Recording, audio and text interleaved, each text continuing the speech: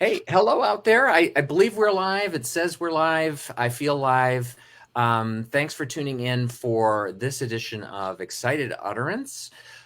This is a reading series in the round. So we have myself and two readers joining me tonight. And this is, I'm coming to you from Chicago. The other two readers tonight are coming from points elsewhere in this country of ours. And just quickly, this series started out as an in-person reading series some years ago. And we were primarily in one venue, and that venue ended up closing.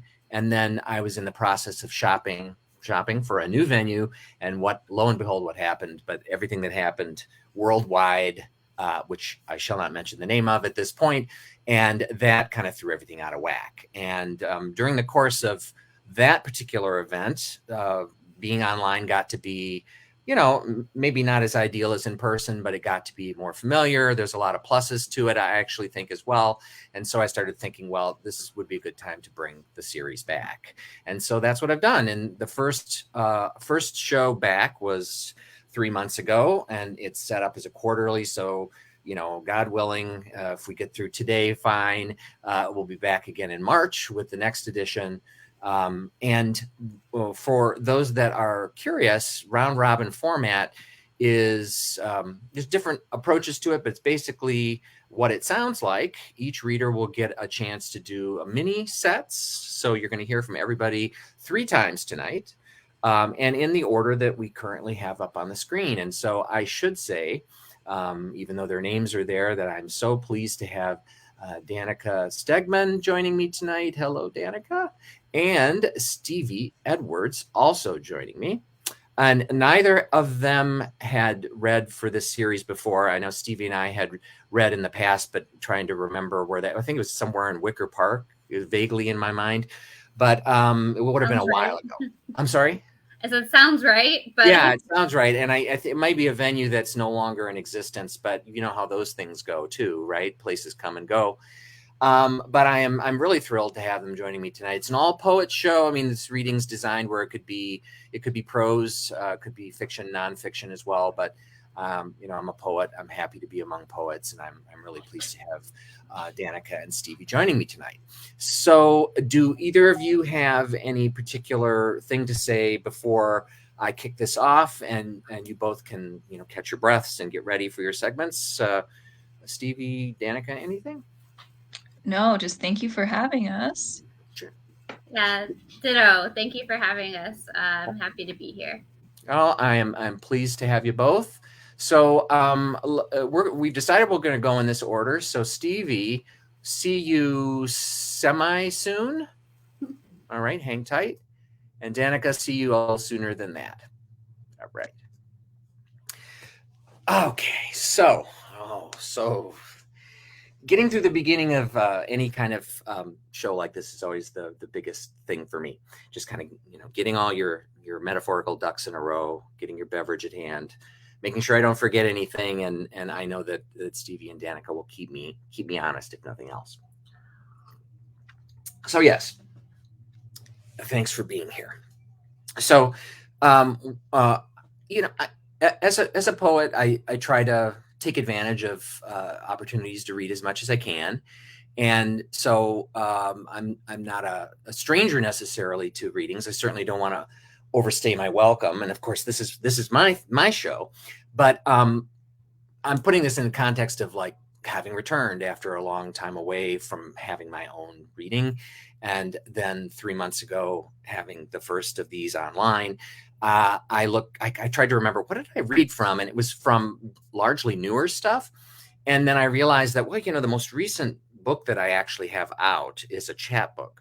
And I started thinking about, there's some just chapbook stuff. I just don't read that stuff anymore. I mean, in part because it's usually the newer things that people are interested in reading. I mean, the same is true, or tends to be true, for musical endeavors. For me anyway, you want to play the new song that you wrote. But also it just seems to be, you're hawking a new book or a book that's coming out. And so in this case, I went backwards. One of the chapbooks I'm going to read from is a fairly recent release.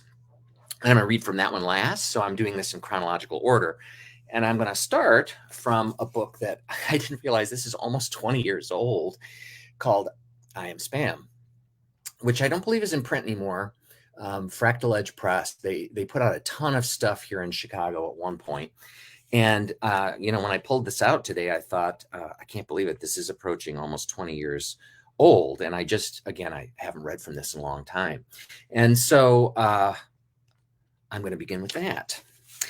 And the concept for this was born out of, and I'm going to really get to my poeming rather than my introducing here, was spam email subject lines. And I got so obsessed by it that I was just hitting print screen when I had, all the spam stuff, because there was too many of them that sounded fairly fascinating. And then I tried to winnow down the ones that ultimately made for the best collection once I decided that this could be something that I could maybe put a book together for. And so that's the title of each of these pieces was a spam subject line. So the first one is, Emily, is that you? A child's face exaggerated, freckles, an explosion of red across pale cheeks parked askew in a paperback book. Translucent blue eyes skidding from left to right like bald tires hydroplaning on rain-slick streets. Haystack blonde hair, newly styled, cascades in clipper-snipped layers, pushing fingers through random strands, she curls a few underneath her nose, sniffing and smiling like a cat deciding to eat what it's caught. When I pulled this out today and was looking at this, I remember I had that title, and I used to take the L to a job I no longer have, and there was a woman writing on the L, young woman, and that was the inspiration. I mean, I had the title, and then she was sitting there, and she did exactly what I described. And she had her hair under her nose and was kind of like sniffing it, and that distracted way that people are when they're in public, and they're kind of like not paying attention and paying attention at the same time. This is, I ate chocolate and lost 20 pounds. Nobody will believe me, although the facts are documented scrupulously in a scientific fashion, recorded by experts under controlled circumstances using the most up-to-date methods available. The shrugged shoulders, eyes darting around, the hesitancy of voices and the cleared throats, body language saying, "No way!" Hands on hips conveying impatience with my perceived naivete. Every morning, bowls of hot fudge were delivered, and in the afternoon, Hershey's Kisses. Peeling silver foil from conical shapes, I popped as many as I wanted into my mouth. For dinner, it was solid Easter bunnies and eggs, shelled M&Ms and Toblerone. This pattern persisted for weeks or months. I lost track of time and hallucinated, hearing voices and seeing things that were not there, all side effects of my radical diet. I spoke to a tree, convinced it was my mother in the groceries parking lot, walking home with 2 buckets full of Toll House chips. She sang to me an old nursery rhyme and described life on the other side. She was happy, and I went away aware everything would be all right. By then, I was theirs. I had become a convert, dropped pounds, seen God. I had been reborn into a life of chocolatey promise where there was no turning back, and I didn't want to turn back. I had arrived.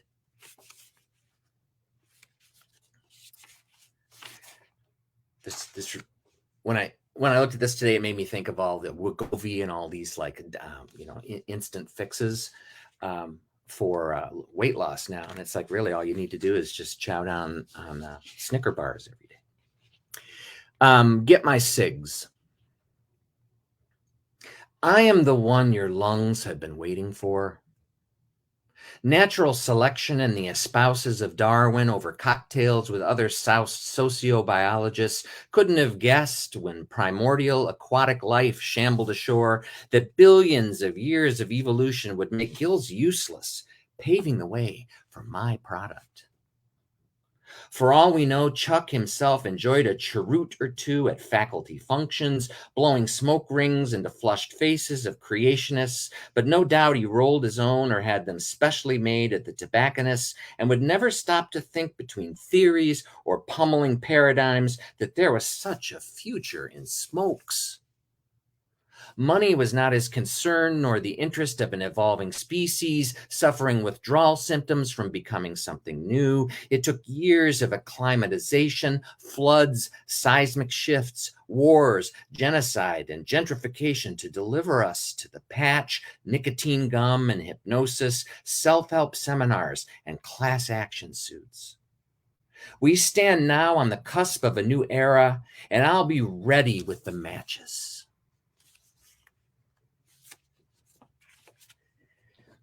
So this one is called Cure for Loneliness, Loneleyniss. And of course, the beauty of that is the misspelled title that stood out to me.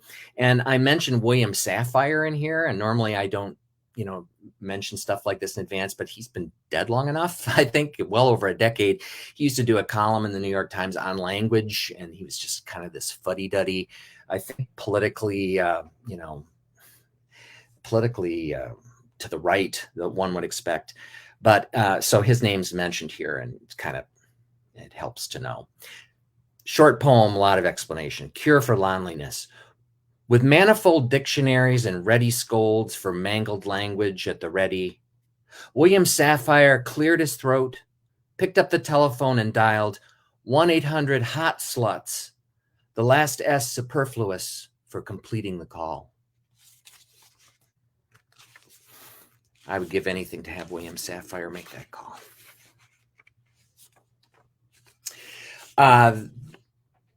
This is Are You an Artist? Find out free. Feel free to take notes. There's a test you can take, completely confidential and anonymous, not to be taken in a school, auditorium, or hospital, and there are no right or wrong answers, only questions. No fee, but you do pay and keep on paying and paying until the end. Everyone pays, in fact, eventually. Do you want to know that badly? Does it even matter? You're either an artist or you're not. No middle ground. If you don't already know for sure, admit it. There are suspicions, signs, indications, warnings, and you're worried. With the holidays coming up, this one seemed appropriate. High question for you. Where did you get that? I hope I'm not being too personal. It looks great on you. I could never wear one of those. My butt's too big. Pardon my French. Oh, are you French? Parlez-vous français? Habla espagnol? You look kind of European, especially with that on. When you take it off, do you have to hang it up? Does it wrinkle easily? I hate to iron. Come to think of it, I don't even own one. An iron, I mean, because obviously I don't have one of those, although I've always wanted one. How much did it cost? In American dollars. I've been saving up and would like to give myself a gift, something special. Just like that. And last but not least is stop paying too much. Stop paying too much, or simply stop paying. See it, grab it, run. Ignore alarms. Act innocent, remembering no one is. Ask for your lawyer. Offer less. Barter. Beg. Cajole. Name your own price, something nice, such as bread. Borrow instead. Say you forgot your wallet or purse and you'll be right back. Stick a staple in your pizza. Move somewhere cheaper. Live in the woods. Renounce your possessions. Quit smoking. Go on a rent strike. Ride a bike. Or better still, walk. All right, thank you, thank you. Let me bring Danika back. Danika, Hi, Larry. how are I'm you? back. Yeah, Poof, you are. just like that. You know that I'm I know you're good to go here, but it's just reading through this again, I had this one line in here that says stick a staple in your pizza, and I remember when this first came out, that line would always get a laugh, and later I would talk to people and I'd say like, you find that funny, and they'd be like, yeah, and I said, do you I didn't think the association is too bizarre. It's just that years ago, I lived in San Francisco, and I used to go to this place that had pizza. And one night, I uh, I ordered pizza, and it came to the table. And when I was getting ready to eat it, there was a staple in it, and it was a big industrial staple. Because if it was smaller, I probably would have not noticed it. And I called the waitress over, and I pointed it out to her, and she was like, "Oh," and she freaked out, right? And I said, "Oh," I said, "Yeah, I know, it's no big deal." And this place was super nice. She was nice, and she said, "Oh, you're not paying for this. I'm taking it back, but I'll get you another piece." And I said, "Sure." And she left, and she was gone for a long time. And finally, she kind of came out a little bit later, and she was very sheepish, and she said, "When I got it back there, I lost the staple." And I was like, "So don't worry," because she pulled it out, right? And I said, "Well, don't worry about it, right?" And she said, "Oh, all right." And she brought me a piece. And again, to make a long story short, I was sitting there and finished the piece, and she came out, and I said, I thought I was going to get billed still, but whatever. I did eat another piece, and she said, "No, it's all fine." And I said, "Oh, okay, great, thank you." And then she said, I put a staple back in the pizza. So I guess she went in the back, and she went and got a stapler and stapled the pizza so she could show it to the person that she had to answer to. And she was like, "Look what happened."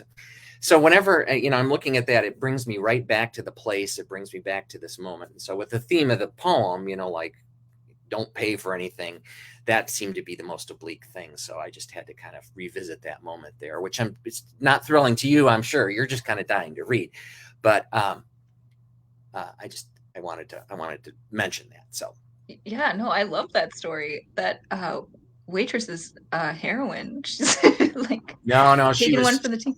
no, she was great. And I mean, it is, Yeah. the place it's long gone now, but it was, I was just a regular there, but you haven't lived until you've seen a big ass staple in your pizza when it shows up. So it's just the whole bizarreness of it, I think, too, is one of those memories that I will always treasure in a perverse way. So, well, I will knock it off, and I will let you take over, and I'm looking forward to it.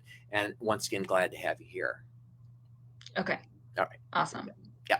Thanks, Larry. Okay. For the first round, I'm going to read from my new book, Ablation, which came out from 1111 Press last month. I'm going to drop in the comments on the stream on Facebook the link to buy it.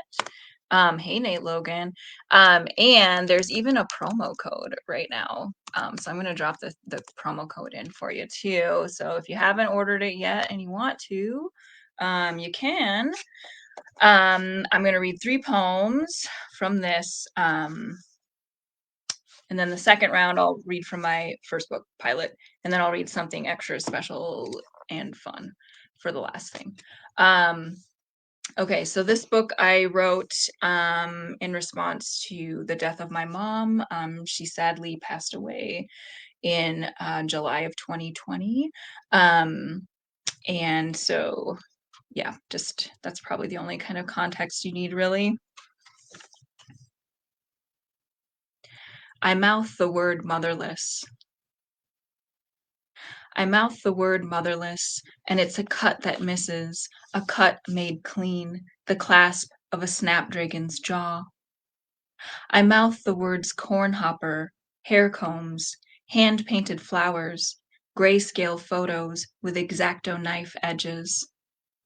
I keep these things in a box. Anxiety pins me in place. I've got 60 needles aimed at my center, 1 point for each year of her life. I stare at cracks in the asphalt and can't seem to leave the parking lot. The funeral homes across a street torn to gravel, they'll repave next week. I move forward to hug my friend, but he and his wife move away slightly. My mom has died during a pandemic. The air's not safe. Don't touch your face. For God's sake, don't touch each other or speak closely. I feel like 1,000 dead birds, one brother says. It'll take months to transfuse our veins with sand and several more before we can bear the heat of our blood again. I tried to watch the sunset, but I couldn't, the other brother says. The clouds got in the way. It's overcast, but refuses to rain until we've left for the quiet of our homes. Weeks later, the sky's heart still bends light, but it matters less. Handful of red, handful of copper. My sister speaks in tongues, but what she's asking for is money. Her loss sharpens. She tucks cash in her pockets and places the sympathy cards in front of me. I face the stack and cut the leaves out, then add them to my grief box. I mishear her words as dust in my heart, wind in my hair. I don't need anything. The sun bleeds through the clouds. I look up and cut paper leaves pour from my eyes.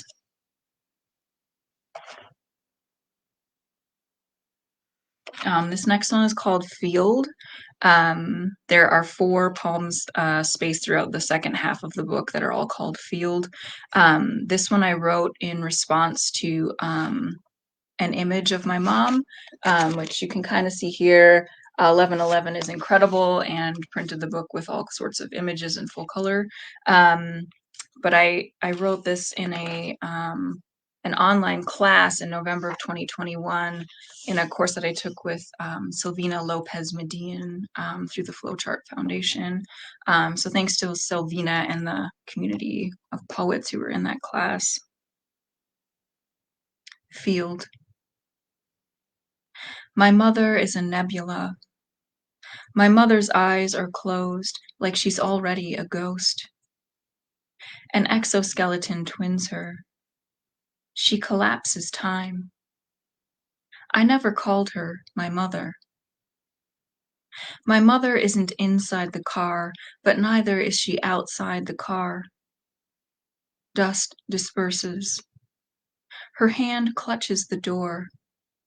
Her hand clutches the door with devotion and necessity. Her love has painted the body in two-toned blue. You can't see it, but the car's back seat is raw, unupholstered metal. Memory is a host.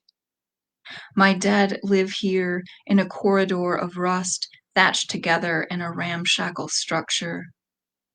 The grass is overgrown.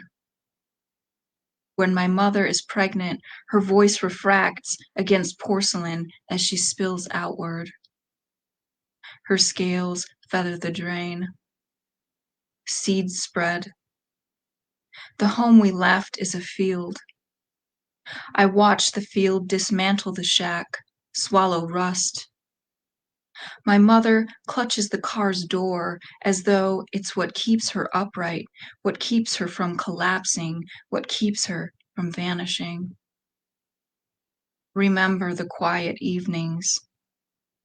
My mother is liminal. My mother is cleft between worlds. She speaks to me. She speaks to me from a mouth filled with clover. I'm just going to read one more out of Oblation. It's a cento, which means that it's composed of lines, entirely of lines that belong to other people. And each of these lines has the word heart in it. And I like to read the names of the writers and artists who are the sources of the lines before I read the poem. So I'm going to do that first. And I'm just reading them in the order in which the lines appear in the poem. So here goes. Robert Creeley, Sylvia Plath, William Shakespeare, George Oppen, James Baldwin, Eric Nelson, who was the defense attorney in the trial of Derek Chauvin, Radiohead, Kid Dakota, C.D. Wright, Hanif Abdurraqib, Harriet Mullen, Reginald Dwayne Betts, At the Drive-In, Elliott Smith, Bessel van der Kolk, Sparkle Horse, Blonde Redhead, George Harrison, Otto Lux, Shannon Lay, Lee Bai, Christopher DeWeese, Zachary Schomburg, Lingus Largus, E. Cummings, Sun Yun Shin, The Knife, Tom Waits, The Bible, Emily Dickinson, Elizabeth Bishop, and Mazzy Star. Heart rate cento. In the construction of the chest, there is a heart, and I am aware of my heart. It opens and closes its bowl of red blooms out of sheer love of me. I cannot heave my heart into my mouth. Of the heart, they say, too much, the heart, the heart. I am terrified at the moral apathy, the death of the heart, which is happening here in my country. To further compromise an already compromised heart. A heart that's full up like a landfill, deep in the heart of the land. Look into the dark heart and you will see what the dark eats other than your heart. The actual heart is an ugly machine. It doesn't stir the heart like a true wild rose. Admit that the heart, though not useless, lacks the thing needed for some miracles. I had a friend whose heart was too heavy to hold. Yes, there's blood on the median like a boat without oars. Nobody broke your heart. You broke your own. Heart rate variability is shaped by trauma. Oh yeah, I got a heart of darkness. Won't you feel for me from your heart? There, in your heart, something that's never changing. It's time to decide while my heart mourns. I sit heart-stricken at the bloom, in between a heart and home. Today I will say my fears into a molting bag and let them mean away in there, as doom means doom and love means love, while I'm waiting here, calibrating my heart. I found your beating heart half buried in the woods. Yard sale heart, just like mine. I carry your heart with me. I carry it in my heart, crowned in our sins, velvet hearts. And you kept us awake with wolves' teeth, sharing different heartbeats. Lay your head where my heart used to be, and I will remove the heart of stone from your flesh and give you a heart of flesh. Heart we will forget. Some relaxed, uncondescending stranger, the heart's release. And while the fireflies are failing to illuminate these nightmare trees, leave my heart down by the water. That's what I got. So we can bring Stevie back. While she comes back, I will share that Nate Logan and I, who is watching the stream right now, have a cento that's even longer than that one that was published in Leaving's Lit Mag in the summer. So if you want to go look that up, it's pretty fun. Hi. Hi, Stevie. Not quite sure how we switched from one of us to the other. I think you just start, unless you want to have some banter.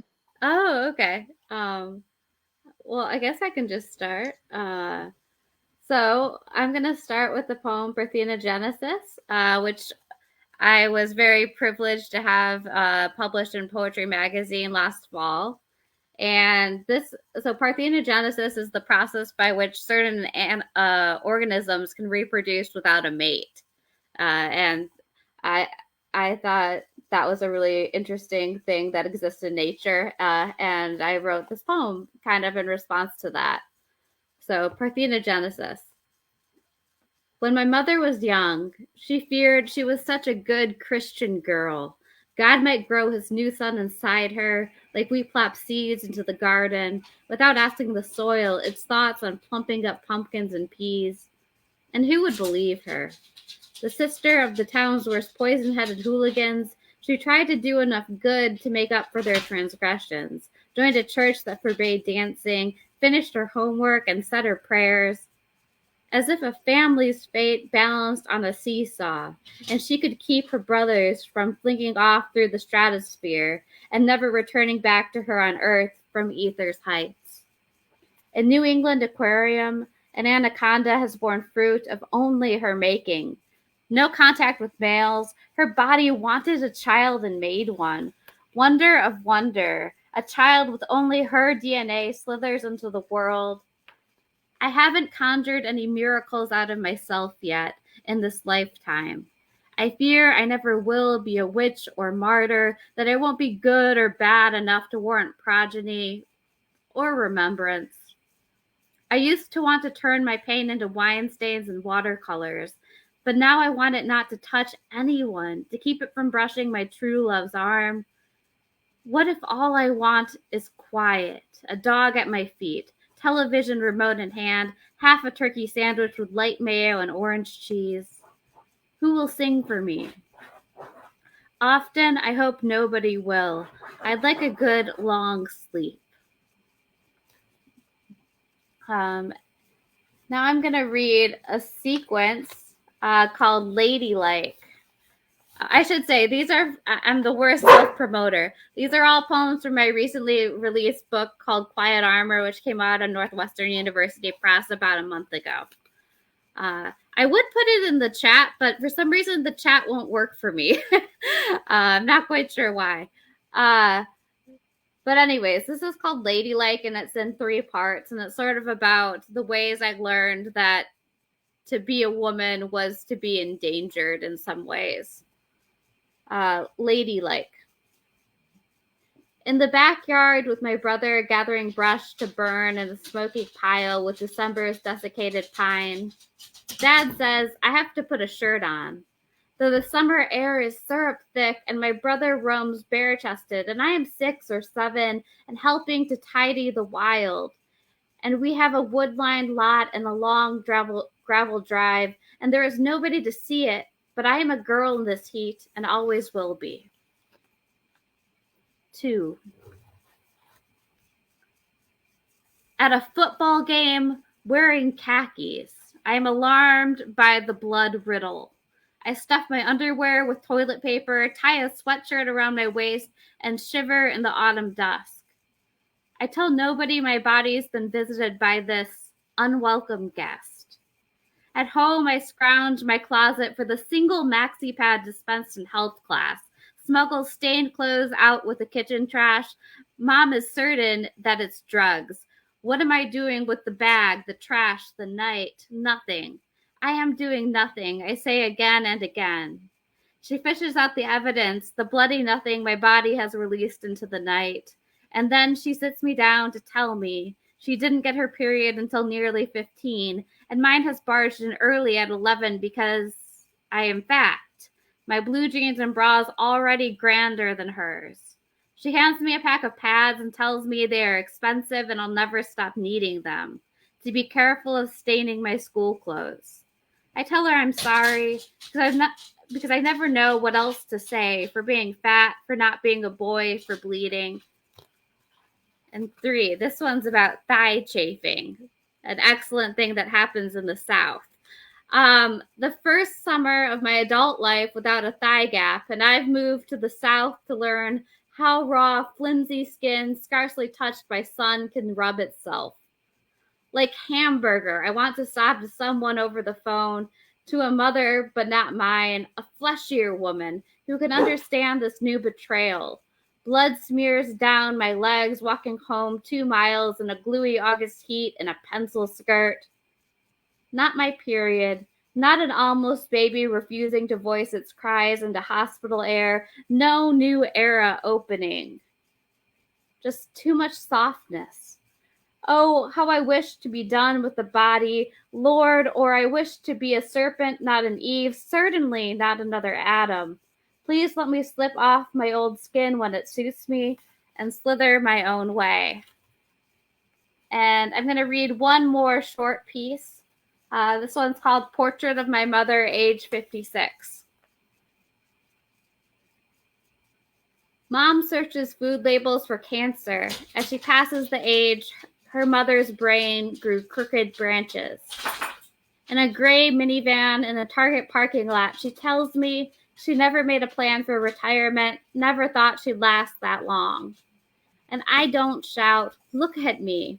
I am living, I am doing this for you. Don't lower the window to Michigan's frigid progress to ask the stars how far out the story reaches with the two of us idling alive. I nod, knowing I wear the big eyes of her ghost mother. Mom waits for me to leave her. 3 years ago, I tried to swallow a bottle of small moons and didn't call her, to say the hospital's new names, for what the hell is wrong with me? When I finally told her on the phone weeks later, she asked if it was an accident, and I said no. So she never asked again. So we are silent now, beneath the yellow glow of parking lights. We are accomplices, or we are strangers, praying to gods who live on dying stars, fading, flickering. All right. And that's what I've got for this set. So I'll switch it over to Larry. Officially giving you a hand there. Thank you. Stevie, are you from Michigan originally? Yeah, I'm originally from Michigan. I lived in Chicago for a little while after undergrad, but I grew up in Michigan. Yeah, it's coming back to me. You had that reference to Michigan there too, because so am I. I don't know if you remember that. I'm from Flint. So. Oh, I'm from Lansing. Oh, there you go. Yeah. Well, what do you know? Yeah, basic vicinity. Yeah, same part of the midden, kind of. Yes, exactly. Well, that was fantastic. And Danika got the link for Quiet Armor in the. Oh, thank you so much. I don't know why it just isn't letting me post there. I'm not it's haunted. Sure. Yeah, you just never know. Could be the problem. We got you covered, though. Thank you so much. No, but that sounded great. I'm really looking forward to hearing your next set. All right. And she's looking forward to catching her breath. Wow, really great job from both readers so far. I'm so outclassed here, just as I like it. So continuing in this chapbook motif, the next thing I'm going to read from is this book that came out in was that 2011? Let me check my sources here. 2011, it really matters. Yeah, 2011. About the author, from Mind Made Books, and the guy that published this series, the guy named Guy, they are all amazing. And of course, I'm trying to remember how it was that I thought to submit to him. I probably read one of the titles, but I can't remember which one it was. But yeah, I mean, it's just like simple, beautiful little books. And he stopped doing the series. I don't know if he's publishing anything anymore, if he's involved at all in publishing. But I was really honored to be a part of the Mind Made series. And again, this is called About the Author, and it's basically a book-length poem. And when I was, deciding, I'm going to do this chapbook stuff, I pulled it down, and I realized that I don't think I've read from this. Aside from when I did a series of readings when it first came out, so well over 10 years ago, because it just doesn't feel like the kind of thing that you can read. I mean, I think you could read pieces from it, but I think it works better cumulatively, and it kind of fits exactly with the length of our sets here. So I thought it's time for About the Author to get another pass. So here we go. About the Author. I gotta get myself in the world of the virtual reading. I got to get myself comfy here. So About the Author. The author, a practicing author, has been a self-buff for decades. He has published poems in poem places and is a member of various poem and self societies. He lives in Chicago, Illinois with himself. This is his first admission. The author believes deeply in his beliefs, and what he believes is most believable. The depth of his belief is deep, deeper, cavernous, gaping, bottomless, unfathomable, the deepest. The credibility of his beliefs is impeccable as well as unimpeachable. If his beliefs were admissible as evidence, they would be labeled Exhibit A. If his beliefs were a smoking gun, they would be a bazooka, cannon, or howitzer. He is an authority on all things himself and has been called upon to comment authoritatively on myriad occasions by a great number of credible sources, themselves experts on hymnus. The author is 5 foot something. He has never been 6 foot anything. Although he has desired to be, he never once resorted to chemicals, stretching, DNA splicing, surgery, or high heels in order to appear taller. He is satisfied with his summit. The author wishes you no harm. He has never tried to hurt you despite what the others say. They are a malicious and jealous bunch, eager to see the precarious and pristine beauty of what he has created crumble like cheap cookies. They want you remaining voiceless, mouth crammed with stale crumbs when you try to speak up in defense of the author. They will hide the milk off the faucet, padlock the refrigerator, drastic measures employed to elicit your silence. Their wanton vindictiveness is a sure sign of grudging insecurity in the face of his untold remarkable achievements. The author prefers pens to pencils, though they are messier for revisions. He welcomes their nub-spewing colors, and when said colors expire, he appropriates new pens and proceeds.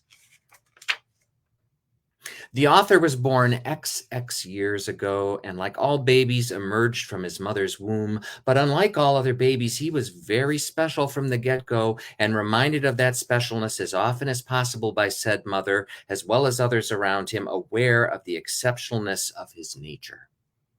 Thus was he born into a world of diminished expectations, since it could not equal his particulars. The author is on his toes, meaning alert, but sometimes he's also on his toes. For example, if he has to reach an item on a high shelf and doesn't want to procure a ladder out of efficiency or being in a hurry, or perhaps because he has to prove something. He can get it himself. The author praises your purchase of this fine book. If you are borrowing it, he encourages its eventual procurement by filling your head with images of himself staring into an empty cupboard, stomach growling. He is very hungry, but since you failed to buy his book, he has no revenue and thus cannot be fed. The author will starve and be unable to write anything else as good as this, or better. The author had a lovely vacation. Thanks for asking. The author has a black belt in composition. The black belt is commonly the highest belt color used and denotes a high degree of competence. He can and will clobber you if imperative. The world's most controversial author disseminates his contentious dictums without a scintilla of concern for the susceptible ears of today's youth. He endeavors to influence them unduly, sending them spiraling down an amoral helicoid of vulgar thoughts and base feelings, corkscrewing into offensive, tawdry, and uncouth actions. With these juvenile minions in tow, the author aims to overthrow the government with a smugly spectacular coup d'etat, positing himself as the one true ruler of a feculent autocracy wherein decent people with pure thoughts are dictated to read daily undeviating doses of the author's dashed off dispatches.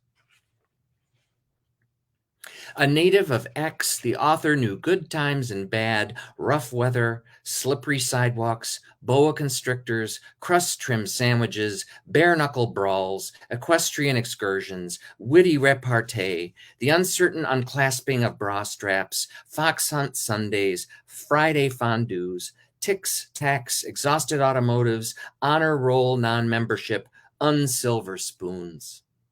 Shared a room with the brother he never had. Was his father's son and his mother's strain. Has a name. The author is not his real name, nor is it an assumed Christian or proper name. It is neither his married nor his pen name. His name is not a matter of public record. The author's name has been passed down for generations, treated as sacred, held in highest regard by those in the know, keepers of the famed flame. Those who utter it instantaneously immolate, their very essence given over to his glory. The name of the author is quite easy to pronounce, though there have been egregious slip-ups. It rhymes with something. Our assiduous author attended university in the bucolic environs of an ivy-swaddled school, scrutinizing yonder ivy as it literally swallowed the campus whole. Why it did not devour the author he does not know, nor does he inquire, but as he discerned the screams of his fellow students tint and tabulating across the rolling hills, a profound sadness overcame him. He soon wrote his first poem thereafter. The author would like to express his thanks to those without whom he could not have made it all possible. For their support and assistance, he would like to thank them. He would like to especially thank them for their expertise, guidance, and knowledge. Special thanks for helpful comments, patience, and cooperation. Even specialer thanks for nods, backslaps, thumbs ups, and high fives.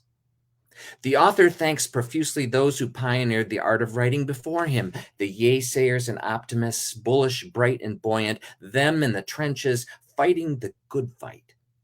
The trendsetters who detrended and then retrended. Super special ultra thanks for those who pre-trended, giving the author the inspiration not to merely walk in their shoes, but to don completely new pairs and break them in.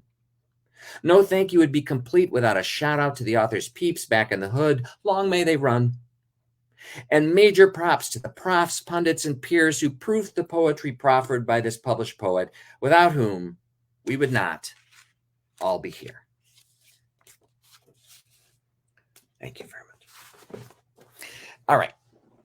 Let me see if Danika is there. And there she is. Ah, thank you so much. Thank The author is proud. Yes. Yeah, Ablation. I really love that stuff that you read from there, and the book looks beautiful. Thanks. Thank you. Yes, it is beautiful. The book designer, Mike Correo, is also a friend of mine, and I was grateful to get to work with him. He's just incredible work. I love stuff like that. I mean, I love the work, but just the one little bit you showed and other stuff I think I've seen looking at reviews of it, or it just looked awesome. So thank you. Congrats. All right. I will let you move on to, you're going to read from something different this time. Yes. Yes. All right. Yes. My first book. Okay. Let me get myself the hell out of here. Okay. Okay. So yeah, I'm going to read some poems from Pilot, because I feel like some people might be tuning in who haven't heard me read from it out loud. Yeah, I guess the thing that you most need to know is that I wrote all of the poems in the book except the ones that have the word interlude in the title, only out of words that I found in episode transcripts of the TV show Lost. The title of the poem is the title of the transcript that I pulled the words from. And I also used FizzBuzz computer application to write some of the poems in the book, the ones that are called machine poems. And I'm going to read the me version of a particular script, and then I'm going to read the machine version of that same script right after it to start off here. So here goes. Confidence man. We come out of the ocean naked, arms out, like it was an accident. You notice everyone is watching. We've got worse things to fear than what's in the jungle. Don't you feel it? The cool scrape of money, splinters between the sheets. Touch it, smell it. We're in the wild now. Breathe in slowly. I know you want my hard dollar cosmos. You sneak around like an empty jar. Been telling you since day one, if the tables were turned, I'd watch you.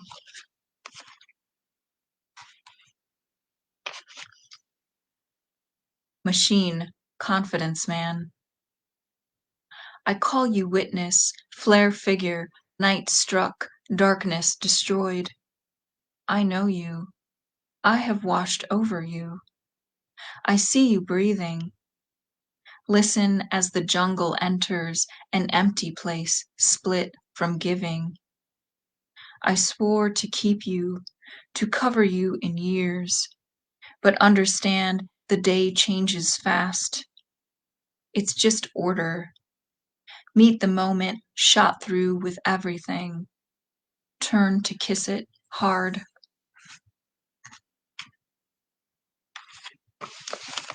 Do no harm.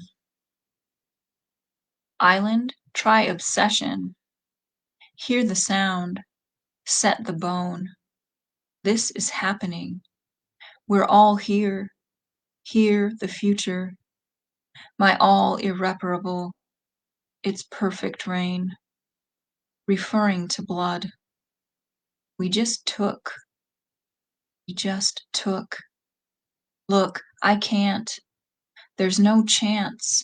There's no choice. This is time. Look at me. I ask again. Because you haven't. Because I love. I love you. You know it. It's relatively simple. It's compartment syndrome. Some moving flashback. Trees look familiar.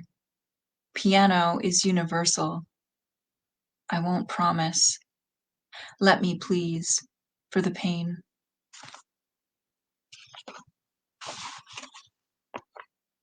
Interlude, erasure. Because the sky is sewn together in pieces, we covet the blood of others. We seek capture to admit the body. We all want to force matter into a mirror and sweep away the shards. To erase is to impose a choice turned over in the hands. It veils and lifts, tears and heals. It's a way to draw poison out. What's taken casts a shadow we can wear like skin. In loss, we find flesh to swallow and consume. We accept what's offered. We suffer to carry its crown. The palimpsest is ever present, witness to the language that's been interrupted. The open wound and the ensnared voice intertwine, woven to cut like waves on troubled water. We tremble to save what can be saved, then unspool it as a tree growing toward the light. This next one is an unraveling poem, and those poems have a slightly different form. Most of the poems are written in couplets, but the unraveling poems, when I gave my manuscript to friends and trusted readers to read through before I turned it in to Spork, my press, they said that the form of the couplets started to feel menacing by like 2/3 of the way through the book. And so I went back and I revised some of them to the unraveling is supposed to unravel the menace a little bit. So this is one of those. I'm not sure if it's working or not, but you decide. Collision, unraveling. I'm a shooting range. Can you hear me shivering? Transfer me into shock. Fire off a warning round. The infection's gotten in. I want you to swallow it. Here I go, shaking and septic. Something drops out of the sky. It's evidence. Match your crime scene to my confession. There's nothing left to work out. If we take the thing apart, we won't be able to come back. But we can't live here. Swallow, swallow. Good, good. I still hear voices in the trees. Dave. It gets easier, Dave, I promise. You're in here for a reason. Come on, Dave. Let's take a walk. I know you're freaking out right now, Dave, and I'm sorry. It's going to get a little worse before it gets better, Dave. What a coincidence. Every rock, every tree. Locusts fall from the sky. They're just numbers, Dave. You, me, this island. None of it's real. None of it is happening, Dave. You will never get out. Try to contain yourself. What's the matter, Dave? Dave? Dave! Um, I'm actually writing the sequel to Pilot right now. The Pilot is just the first 2 seasons of Lost. So I'm going to do seasons 3 through 6 in a book called Faraday that I've started. And so as a special exclusive, I'm going to read you one of the poems that I've written already. Can kind of decide if it's like different than the Pilot poems or not. But I'm going to go ahead and read it. Further instructions. Cross the drought, tree the ground, pool timber, cut blood, frame the throat dismantling shelter, approach structure to interrupt mute gestures. You can't speak. You don't need to speak. Spread wide your arms in a circle of sand. Trip wheel spinning, send the spirit carrying frantic images, superimposed mess of escalators. Time stumbles, a torn dream snarling from the sheath. It's good to see you again. Okay, so that's what I got. I'll drop a link to order Pilot in case anyone wants to do that, but we can bring Stevie back. Sorry, I had to unmute myself. That was wonderful. Gosh. Thank you. I guess so. I'm going to read 3 poems that are about Medusa. So Medusa kind of became a figure for the Me Too movement because at least according to the Virgil version of the story, Medusa got her powers, or was afflicted with the ability to turn men to stone and her snakes for hair, because she had the audacity to be sexually assaulted in Athena's temple by Poseidon. So it was very much an early story of victim blaming. And I have a few different poems about Medusa within this collection. Actually, at one point, the collection was called Self-Portrait as Medusa, and this is the poem titled Self-Portrait as Medusa. All in all, there just wasn't enough Medusa poems in the book, but I've got 3 of them, and I'm going to go ahead and read them. So this is called Self-Portrait as Medusa, and I guess as a content warning, if you didn't get from the Me Too part of this, there is going to be the mention of a sexual assault within these poems. Self-Portrait as Medusa. And also, this is a sonnet. This is an old story I am trying on. Let my hair be a bonnet of wriggling serpents, venomous and poised to strike at slightest suggestion of aggression. Let my gaze make statues of men caught mid-act. Some would be beautiful in form. The baseball stud with the muscled shoulders when I was trying to nap off a spinny drunk at 16 while the party danced on. The one who said, "Nobody out there cares what happens in here." I would like his stuckstone body, dick-hard and grinning, placed prominently on my front lawn, hedged with unpruned, wild, wild bushes. And here's a little longer one. This is called Medusa with the Head of Harvey Weinstein. And if you don't know, outside the courthouse where Harvey Weinstein was tried, a giant statue of Medusa, I think it was like 7 foot tall, was erected. And it was kind of thought of as a protest against Harvey Weinstein being, or not against him being tried. I think it was very much pro him being tried, but a protest against his person in general. So this is Medusa with the head of Harvey Weinstein. It's after Luciano Garibaldi's Medusa with the head of Perseus, which is the statue that was placed or that was recreated outside of the courthouse. Or it was technically across the street, I believe.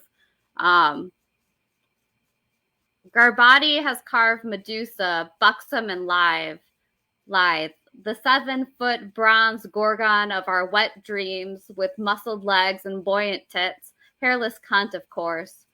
Her stunning gaze, half moody wonder, half cold stone, stares out from Collect Pond Park, across Lower Manhattan, and into the courthouse where Harvey Weinstein is tried for planting snakes in a young girl's jaw. Everyone with any decency loves how her hand grasps Perseus's thick hair, his head hanging down like an ornament bobbing beneath an evergreen branch. They love her revenge and the crimes that have been done to her body because she wears it all so well, like a see-through gown. No man's holding Medusa by her snakes this time. This time her snakes are a chorus coiling around her face, charmed, as we all are, by her soft mouth. Oh, Medusa, if I were a sculptor, I would carve you holding more decapitated heads than your hands can bear. Where is Poseidon slithering into you? And where is Athena cursing you with the snakes and stones for daring to be raped in her temple? Here is the head of Poseidon, and here's the head of Athena, and here the head of Harvey Weinstein, and here's a horde of heads waiting to be named. One more in that sequence I'll read. So this is called Medusa, a Shield, and it's after a piece by Caravaggio, and it's interesting because he painted Medusa literally on a shield, and also that shield he used his own image to create Medusa. So it's a self-portrait of himself as Medusa, and it's on a literal shield. So this is called Medusa as Shield. I love how you've painted your own face as Medusa's. What isn't a self-portrait? Behold how her snakes keep biting each other after her head's been hacked off, how her horror survives beyond the body. To see your wildness painted into her eyes is to see my own, the pupils wide as coins, eyes of a spooked mule, eyes like a venomous lust, who mistook white powder for heaven, who mistook me for an open door. Her stare disrobes me. I know she sees me naked and coiled around a night wound. The O of her mouth shouts, "You will never be free of me," or whatever wail is loosed when a heavy blade severs head from shoulders, ribbons of blood fraying out from the neck like strands of my red hair. When I said a venomous lust, I meant he sunk his teeth into my shoulder during a hurricane, and that was the sweetest thing he ever did to me. I want it to be true that I too have the power to haunt. It must be true that when the handsome man liquored me open, he never looked straight at me, never knew my eyes watched from another room, counting the minutes until he finished. If it is true that he transfigured me vile and slithering, snake-circling brains, halo of horror, horror of halos, then let me wear their hissing headband out on the town. I could use somebody to hold my drink and someone to bite the uninvited hand, tracing my tattoos in dim bar light. Honey, I've been playing Shield since I was a girl. Here's how it goes. I am 16 and buying a fake engagement ring to wear to my first job selling blue jeans with manufactured holes, and men twice my age keep mistaking my crown of stakes for bows and ribbons. The zirconium ring sings, I am owned, let me alone, which is the only song the men know how to hear from a girl mouth. Or here's how it goes. I am 35 and alone in Paris, and slip into a slinky new wrap dress, twirl in the hotel mirror, and change into something more shielding, because I can already feel a stranger's eyes examining the pale whisper where the V-neck plunges below tan lines. I am tired of wearing this story.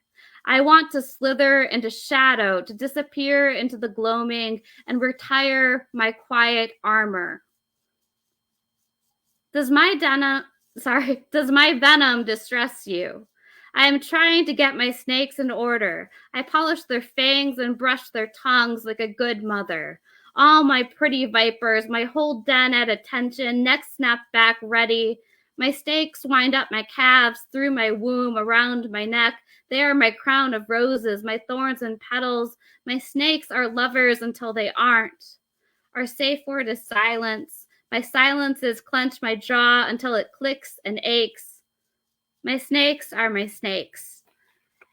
And that's what I've got for you this set. So let's hand it back over to Larry. Wow, that was great. Great. I was going to ask if that was from Quiet Armor. I thought it was. I could see the color of the cover. And then I heard that's where you got the title from that particular piece, right? Yeah, a great title. And then to have it in the context of the poem too. That's fantastic. Great stuff. Yeah, awesome. All right. I will see you for pass numero tres. Wow. Great job, Stevie. And Danika again from Pilot. That was awesome.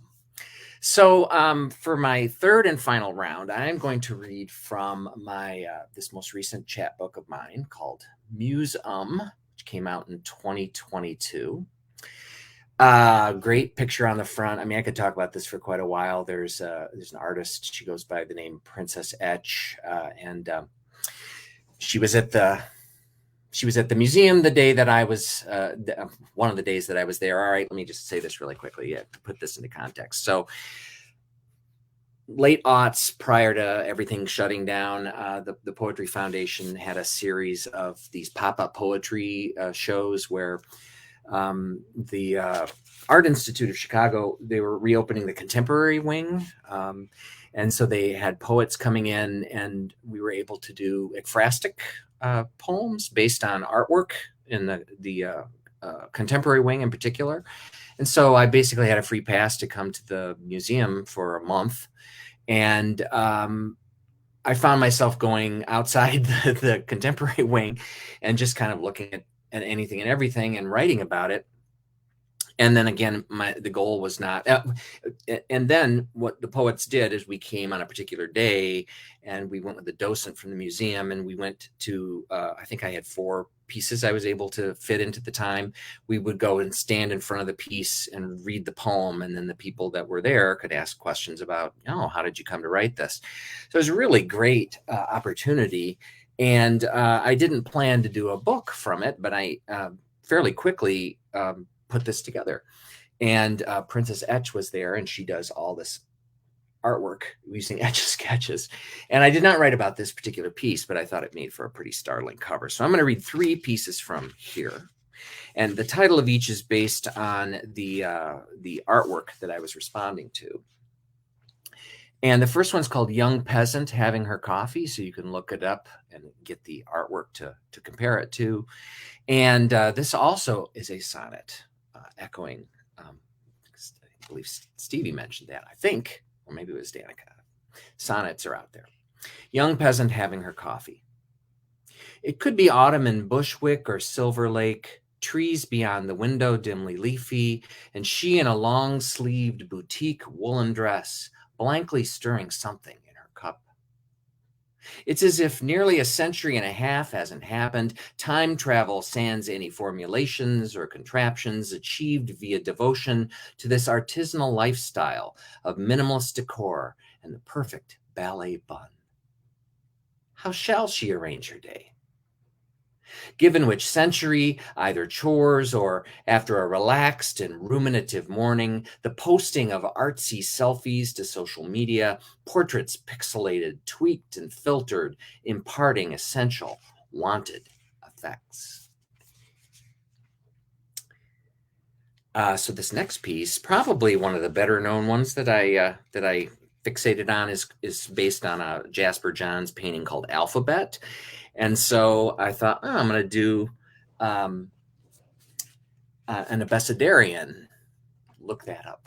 If you don't know what it is, my guess is that the two poets are here will know. But it totally is pretty obvious, I think. Alphabet. As soon as Jasper affixed his final brushstroke, he called John Cage. Cage, that's what he called him. Drop everything. Get over here.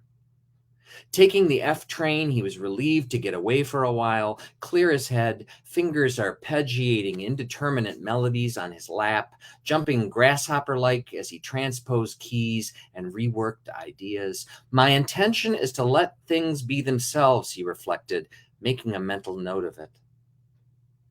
Outside on the platform, afternoon passengers jostled one another, quickly filling the train while Cage remained seated, his stop approaching. Let things be themselves uppermost in his mind. So many variables in mobile form. Jasper could wait. He wanted to try something new, have his hands x-rayed while they played, metacarpals and phalanges yo-yoing in diaphanous black and white, zebras shivering in a violent burst of snow. And for my third and last piece from Museum, this is based on a Takahashi Murakami painting, quite large, called Mr. Pointy. It's definitely worth looking it up. And his persona poem, I don't know, in addition to being phrastic. My blissed out smile is what keeps them coming back. Phyllis Diller once said, a smile is a curve that sets everything straight. She was one smart lady, and hilarious too. We used to watch her when we could get the signal broadcasting from so far away. Not everything was state of the art, like you might imagine. A lot of what we do is improvised. We're what you might call problem solvers. One problem is getting people to come to us.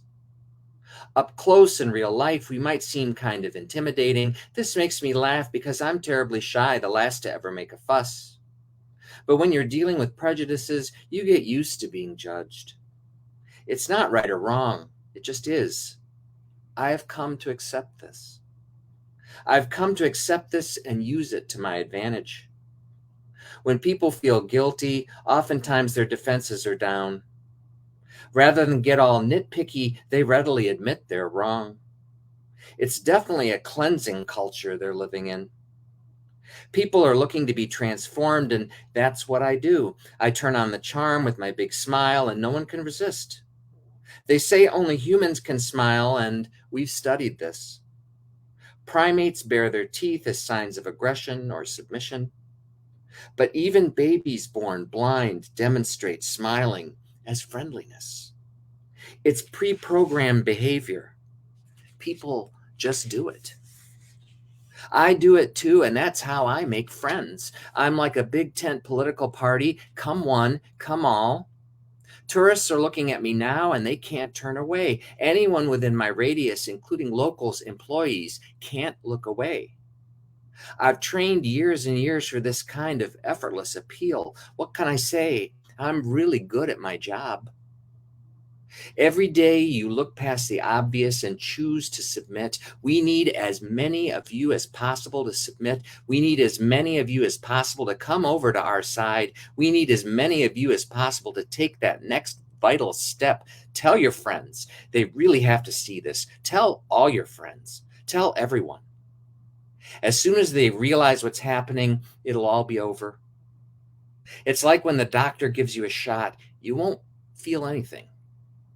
Make it one of those bucket list items people love to talk about. They can cross it off just in time. All right. Thank you so much. I'm going to return Danika to the fold. And there she is. Thank you so much. Yes, I love those. It's funny, the poem I'm going to read next references some Jasper Johns art also. We didn't plan this, right? No, we didn't. Serendipity. Yeah. Well, let me let you get to it. Looking forward Okay. to it. Hi. Okay, so this is my last set. I just had a poem come out this week in a super cool new journal called Solid State. Matt Hart and Mike Cowgill are the editors. Thank you. Huge thanks to Matt for asking me to send some work. They actually like soldered, I don't think you can see it as well as you should be able to, but they soldered them together, and the journal is free. I'm going to drop a link. You just email them and ask for it. But I described that and shared the email in that post that I just posted. That's from my website. This poem that I'm going to read is called Stop Making Sense, but only when Tina Weymouth is on screen. And I wrote the poem while watching a YouTube video of the same name. Someone like cut up the film Stop Making Sense by Jonathan Demme, and so that you could like only see the parts in which Tina Weymouth appears. And I was in New York when I wrote the poem, and I had seen a Jasper Johns exhibit at the Whitney. So there are some images that were influenced by Jasper Johns in this one. Okay, I want to go ahead and read it. Stop making sense, but only when Tina Weymouth is on screen. 1. You could be any specter who slips into view. I love your shoulders and your hips. I know what your body looks like under all those pleats. Chain of butterflies, beads cantilevered on strings. Metal mesh chosen for its transparency when shaped. Skin print of the mouth and hands. Look at your fingers moving, your gold ballet flats, your ringed hands, 2 souls in an empty space. Heaven becomes a kiss, becomes movable. I become deficient. I disclose the seams of my weaknesses. I split bright open to release my contents. I bounce my knees and shake my golden hair. 2. The drummer enters in khakis. I'm mesmerized by movement, your giant pockets and thin lips. Add a second guitarist for symmetry. A woman is more symmetrical than a man, but we do what we can with the materials we're given. Voices join in the periphery, and the trance begins like rolled sleeves. We're in the cuff. Sweep debris into a psychedelic dustpan in a psychedelic kitchen, quoting Emily Dickinson. You're a percussionist in the background, an A-shaped percussionist. Your body makes a flame, a panoramic view of deforestation. Watch the pines grow sparse, then thick, needled in a diorama. This is where the dinosaurs lived. This is where the hemichordates slid into chordates. Shafted light, a whole environment. The turns and skips disorient. 3. Your shadow dances to capture your movement. That the space is haunted is just a feeling I get from being inside and from the nightmares. We climb a ladder to a spiral galaxy. The ladder climbs down on one side and up on the other. Look at your arms. Look at your ankles and leg warmers, your legs in tights. Stars or flowers. I pay homage to your face in the dark. I see you in the living room, in the incandescence blue as birth. You're my last dissociative love. 4. Eyes wide as a planet, not sleeping, not sleeping. What color is that tunic, love? Strobe light to mimic the toss of your hair and the feeling in the veins in the heart. Sibilance in a microphone. Who needs to think? Your hair falls radiant. It cascades through your fingers. You look frozen to me. I implore you to move. Have you seen the sky today? Has the light split you open? I try not to fill every moment with the sound of my voice. I try to leave space for you to bleed through. 5. On the second pass, I cross anew. I wait for transformation, the shape you can't ignore, time eaten without remorse, a line woven within a wider line. We dance without knowing why, disheveled and humid, the beat hastens. It's an autoimmune disease, a correspondence, a meeting place. Your face as you turn to look at me, your face as you turn away. That's what I got. So we can bring Stevie back. Thank you so much. This was really fun. Hi. Hi, Stevie. Hey. So I'm gonna go ahead and can you see this? I'm gonna read 2 final poems from Quiet Armor and then 1 newish poem, none of which are very long. So the final section of my book, a lot of it deals with chronic pain. So this is a poem that's about migraines. And the title is "All the Heavens Were a Bell," which is a line from Emily Dickinson and a poem that a lot of people thinks about migraines. So this is called "All the Heavens Were a Bell." Last summer, pain took 1/5 of my body weight, seared a no into my stomach with its endless "please ibuprofen, please sumatriptan, I would do anything, please," to not revolve around this igneous planet, swelling gravity, closing my books, pulling me into bed, shutting off my lights. Tornadoes reopened pain's red mouth in my brain this week. It's natural, my neurologist says, for weather to do this to me. In olden days, naturally, I would have died young, always a sickly child. I wouldn't have lived to bear this lonely eruption. At least you'll have a good excuse for Botox, a friend says, and I'm supposed to laugh on cue because I'm a woman, with smooth skin covering the blurring throb of the spitful God who rules my days and says, today will be my day of rest. So I take my Sabbath as it is given me. Like lava has captured me in a quiet daily ritual. I stay frozen at the kitchen table, head in hands, coffee cup half full. Then I'm going to read the final poem of the collection. This is called Tapping Therapy, which is a strange therapy used for pain management in which you basically tap certain parts of your body, like your forehead and your chest, and say that you can live with the pain, and it somehow is supposed to help you live with the pain. So this is, I'm not doing the therapy justice. It's more complicated than that. This is called tapping therapy. I Googled the word moo-moo, and I'm very sorry my life has come to this desire for shapelessness. I am a blob of pain in the recliner this summer, my hip on fire, pleading for a river of opiates. And it gets worse.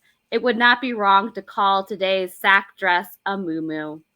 The doctor says to ice my ass 6 times a day until the bursitis calms. And Carol, my sweet, sweet psychologist friend, Skypes from Oregon to talk about pain, about bad stories I've stored in my hip too long. She tells me to tap my face and chest and say, I can love myself with the pain, with the stories. And I sob.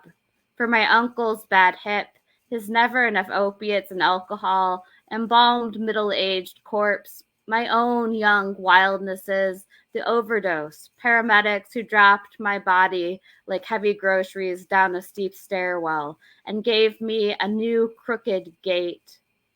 She says, I have wound shame into a small ball and stored it in my hip for years. And she is right, and my sobbing is right, but I don't know if the moo-moo is right, if it's a form of acceptance or quitting. My love comes home early from a party and asks what I am doing, why I am crying and touching my face. I say, I'm busy, doing a weird thing with Carol. He wouldn't understand her methods, would want something more scientific than this beautiful woman instructing me to tap my face and let the old stories close. And I was going to read one newish poem. This was published in Thrush this summer. I say new because I haven't been writing a ton lately due to teaching a lot. So this is called Ode to Affexor. All you need to know is Affexor is an antidepressant. Ode to Affexor. Feelings buzz before me like insects I could swat out of the air. 8 years ago at a bar, my neighbor said, "Your problem is that you feel things too much." And he was right.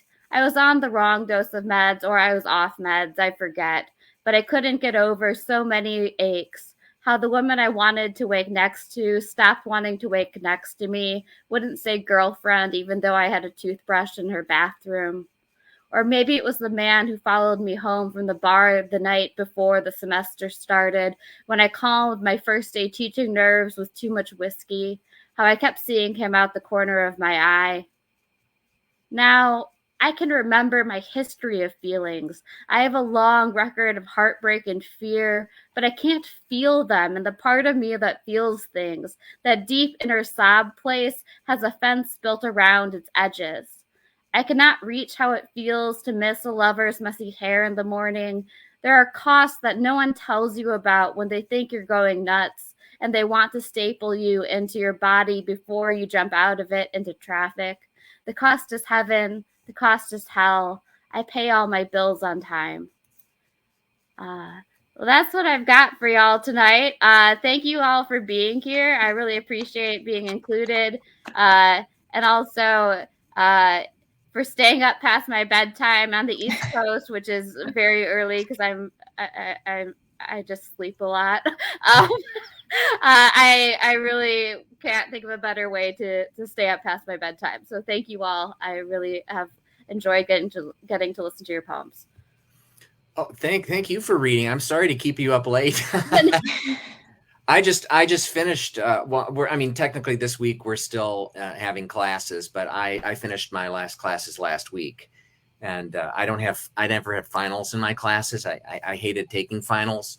I never give finals.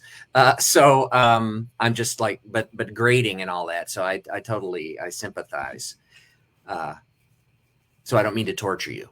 Oh, you're not torturing me. I'm happy to be here. I just was excusing myself if I am a little sleepy. No, you've been fantastic. Okay. Yeah. I mean, both of you have been excellent. You know, I'm so pleased that you would take the time out of your schedule to do this. And I really enjoyed hearing everything that you both read. I mean, you totally classed up the joint, you know, this cyber joint that we're currently in. So